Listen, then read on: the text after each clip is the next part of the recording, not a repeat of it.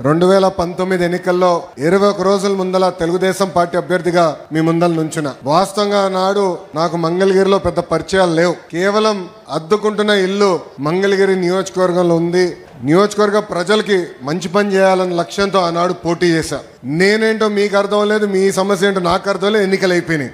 5300 ఓట్లతో ఓడిపోయా తల్లి. ఓడిపోయిన రోజు మటుకు బాధ కలిగింది. కానీ రెండో రోజు నుంచి ఆ బాధ, ఆవేదన నాలో కసి పెంచింది. మంగళగిరి ప్రజలకి మంచి పనులు చేయాలా, ప్రతిపక్షంలో ఉన్న పర్వాలేదు, వాళ్ళ మనసు గెలుచుకోవాలని లక్ష్యంతో ఆనాడు నుంచి నా పని ప్రారంభించాను. తల్లి ఒక్కసారి ఆలోచించండి. ప్రతిపక్షంలో ఉన్నప్పుడు మీ ఆరోగ్యం కోసం ఎన్టీఆర్ సంజీవిని పెట్టా.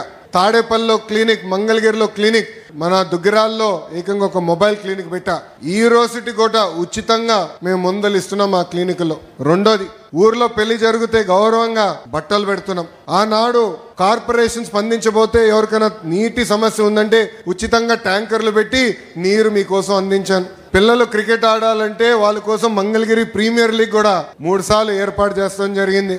ఇంకో పక్కన మహిళలు సొంత కాళ్ళపై నిలబడాలి, కేవలం కుట్టు నేర్పిస్తే కాదు, ఉచితంగా మెషిన్ అందజేసి అవసరమైన పని కూడా ఈ రోజు తెలుగుదేశం పార్టీ మీకు కల్పిస్తుంది. తల్లి, ఇలా 26 సంక్షేమ అభివృద్ధి కార్యక్రమాలు మీకోసం చేశా. 2024 ఎన్నికల ప్రచారం మీ దగ్గరకు వచ్చా.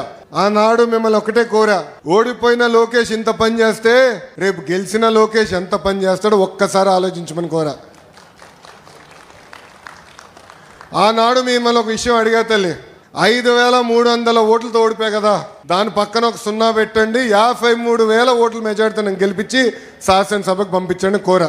కానీ తల్లి, ఈరోజు గర్వంగా చెప్పగలుగుతున్నాం, 91,000 మెజార్టీతో ఈరోజు నన్ను మీరు గెలిపించి శాసనసభకు నాకు పంపించారు. మన కర్నూలు నగరంలో top class and richest villas project Anantha film Nagar. ఇది కేఎంసీ లిమిట్స్ లో వెంకటరమణ కాలనీకి కేవలం 2.5 కిలోమీటర్లకు దగ్గరగా 40 ఎకరాలలో top class club house and resort with big size swimming pool, ఇలాంటి ఎంతో అద్భుతమైన డెవలప్మెంట్స్ తో అనంత ఫిల్మ్ నగర్. వెంటనే సంప్రదించగలరు.